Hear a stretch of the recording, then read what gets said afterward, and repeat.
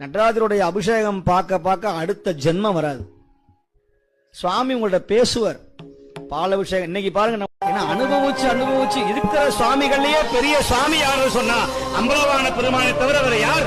கடவுளாசரை நீங்க தரிசனம் பண்ணவே முடியாது, அவன் பக்கத்துல போகவே முடியாது. நீங்க மற்ற கடவுள்கிட்ட போலாம், சிவன்கிட்ட போலாம், ஆனா அம்பலவான பெருமான தரிசனத்தை நீங்க பார்க்கவே முடியாது. ஏன்னா அவனை பார்த்தா முக்தி தான். பிரபஞ்ச நாயகன், அண்ட சராசரமெல்லாம் கடந்த அப்பன் அம்பலவான பெருமான்.